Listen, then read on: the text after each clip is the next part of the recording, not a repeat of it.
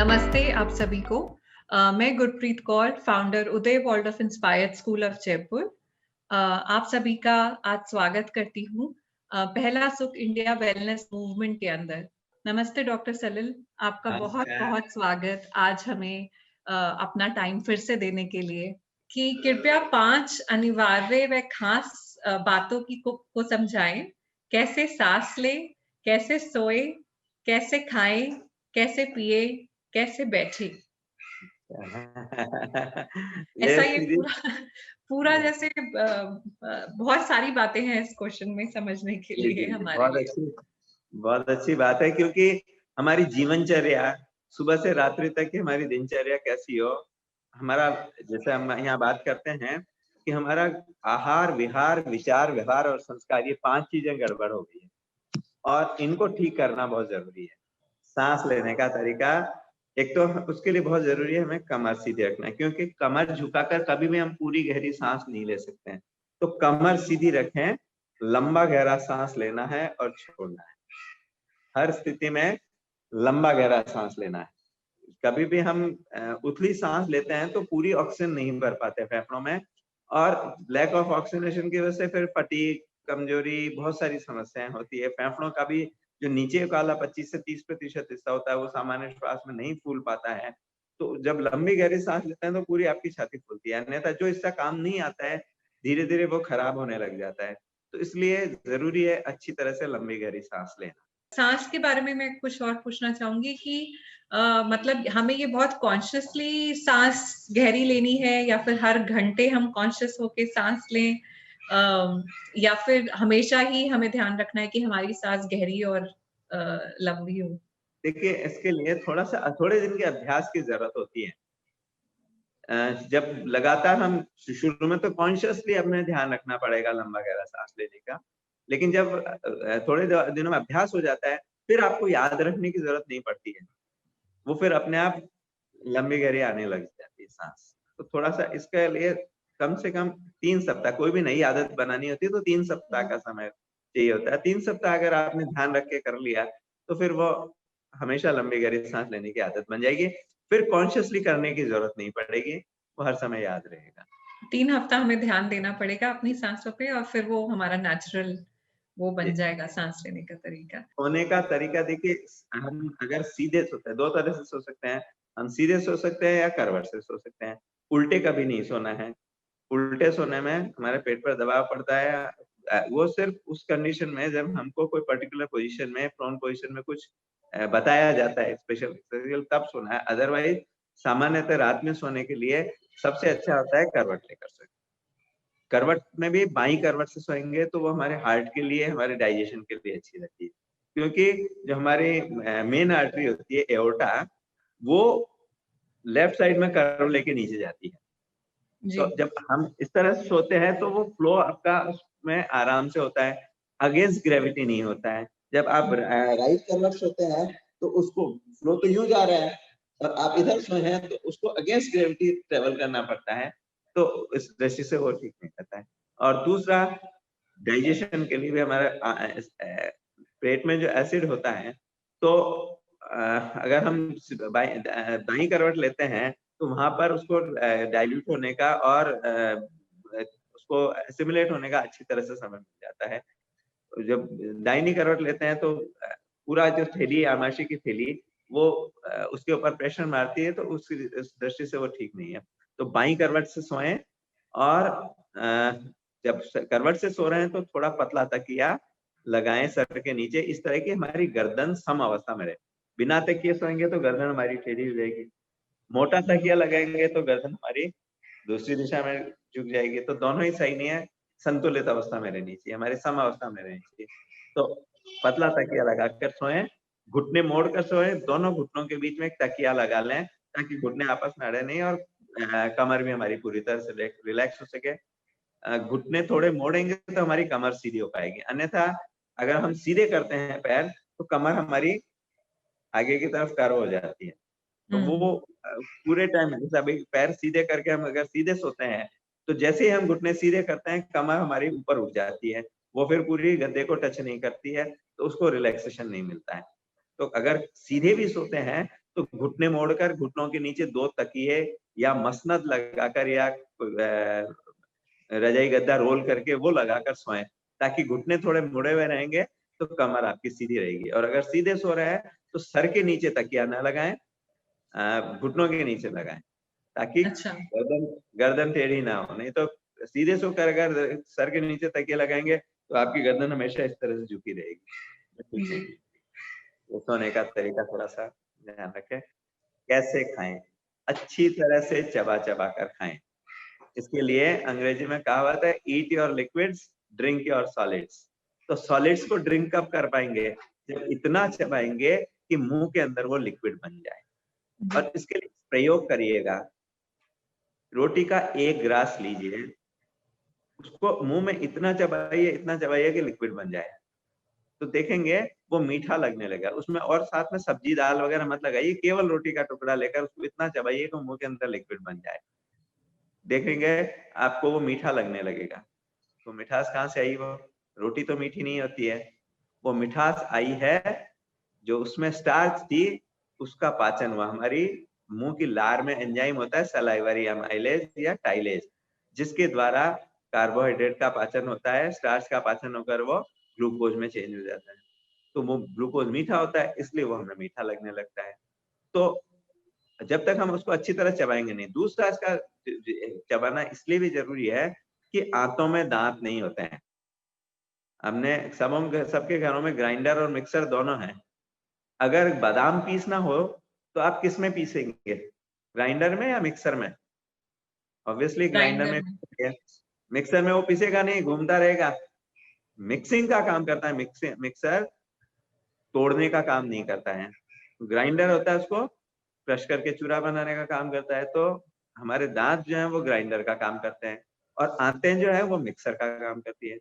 तो मिक्सर से ग्राइंडर का काम लेने की कोशिश न करें, वो कभी हमारा प्रयास पूरी तरह से सफल नहीं होगा। और फिर जो अच्छी तरह से जो टूटा ही नहीं, जिसके टुकड़े ही पूरे नहीं हुए, वो बिना डाइजेशन के ऐसा का ऐसा हमारे मल में निकल जाएगा, उसका प्रॉपरली पाचन भी नहीं होगा।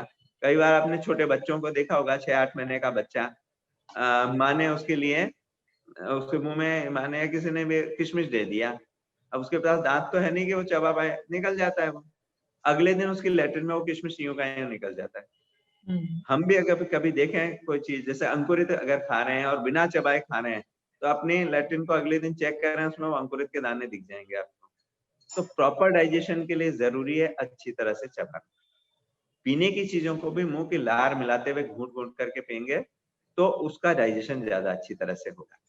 तो इसलिए हमेशा अच्छी तरह से चबा चबा कर खाए और घूंट घूंट करके मुंह की लार मिलाते हुए पिए, ये हमेशा ध्यान। पानी, जल ही जीवन है, जल के बिना हमारा जीवन संभव नहीं है। ये शरीर भी जो है 65 से 70% पानी है, तो पानी के बिना हमारा जीवन नहीं संभव होगा। पानी पीना है। भोजन के जो हम जो भी पेय पदार्थ भोजन के रूप में जो भी ले रहे हैं, उसमें भी पानी है, पर उसके अलावा भी हमें पानी की जरूरत रहती है। तो 2 से 2.5 लीटर पानी सर्दी के अंदर और 3 से 4 लीटर पानी गर्मी के अंदर पीना आवश्यक है।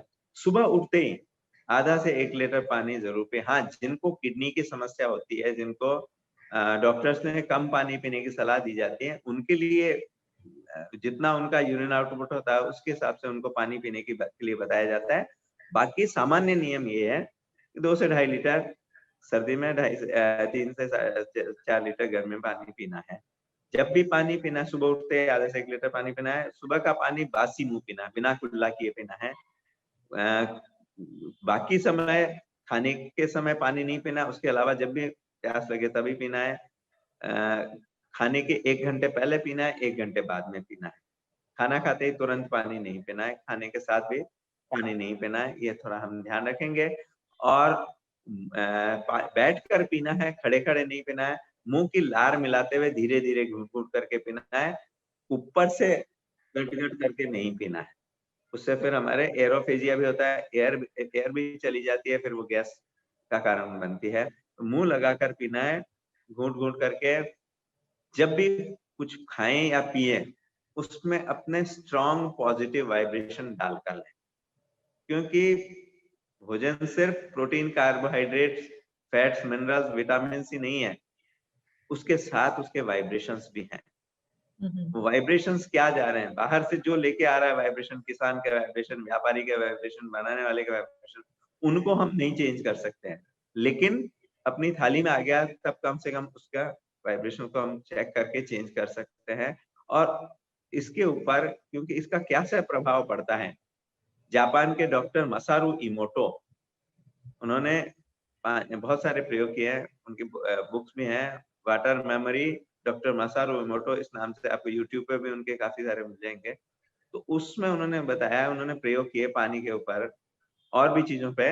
एक छोटा सा एग्जांपल मैं बता रहा हूँ, जैसे उन्होंने एक ही तरह के 2 ग्लासेस में एक ही समय एक सोर्स से पानी लिया, एक पर लिखा हिटलर, एक पर लिखा बुद्ध। जिस पर हिटलर लिखा हुआ था उसको सबने घृणा के वाइब्रेशन दिए, जिस पर बुद्ध लिखा हुआ था, जापान में बौद्ध धर्म का बहुत प्रचार है, तो जिस पर बुद्ध लिखा हुआ था उसको सबने श्रद्धा के वाइब्रेशन दिए, प्रेम के वाइब्रेशन दिए। फिर दोनों का बर्फ जमाया गया और डार्क फील्ड माइक्रोस्कोपी से देखा गया। जिस पर बुद्ध लिखा हुआ था उसमें बहुत सुंदर क्रिस्टल्स, बहुत सुंदर आकृतियां बनी। जिस पर हिटलर लिखा हुआ था उसमें बेतरतीब आकृतियां बनी। फिर उन्होंने यही प्रयोग अलग अलग विचारों के साथ, शब्दों के साथ, मंत्रों के साथ किया और ऐसा ही उन्होंने प्रभाव देखा। वो क्रिस्टल्स उन्होंने फोटोग्राफ्स खींच के यूट्यूब पे भी अपलोडेड किए हैं, उनकी बुक्स हैं उनमें भी दिए हैं उन्होंने, कि कैसे हमारे वाइब्रेशंस का प्रभाव एक एक अणु पर पड़ता है। तो हम जो भी ग्रहण कर रहे हैं, पहले जो भोग लगाने की प्रथा थी, भोजन की थाली आने पर हाथ जोड़कर प्रार्थना करने की प्रथा थी, उसके पीछे भाव क्या था, उसका साइंटिफिक महत्व यही है, अपने पॉजिटिव वाइब्रेशन के द्वारा उस भोजन का शुद्धिकरण करना।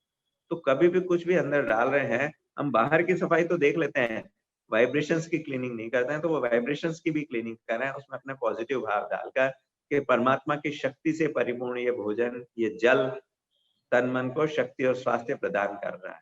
ये पॉजिटिव वाइब्रेशन डालकर अब आपने उसको लिया तो वो आपके लिए अमृत का काम करेगा। बच्चों को भी कुछ भी देना है, उनमें बना माता का दायित्व है कि जब उसको बना के दे रही है उसमें तनाव के या आशंका के वाइब्रेशन नहीं डालें कि मैं बनाते रही हूँ, खाता तो है नहीं।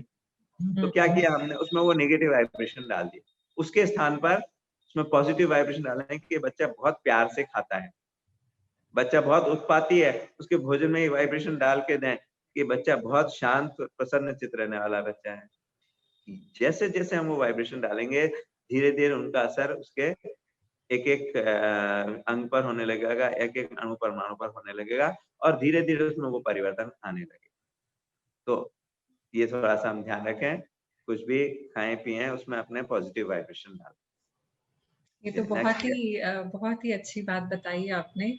मैंने भी वो आर्टिकल पढ़ा है वाटर क्रिस्टल्स वाला, और बहुत विश्वास भी है मेरा विचारों को कैसे खाने पे हमारी एनर्जी और वाइब्रेशंस जाते हैं। बैठने के लिए देखिए, एक तो हमेशा कमर सीधी रख के बैठने का ध्यान रखें, क्योंकि कमर हमारी अगर टेढ़ी होगी तो फिर स्पाइनल कॉर्ड की तकलीफें, बैक एक की प्रॉब्लम्स और बैक से फिर नीचे जो पैरों में दर्द रहता है उसकी प्रॉब्लम्स हमारी सॉल्व नहीं होंगी, बल्कि और बढ़ेगी।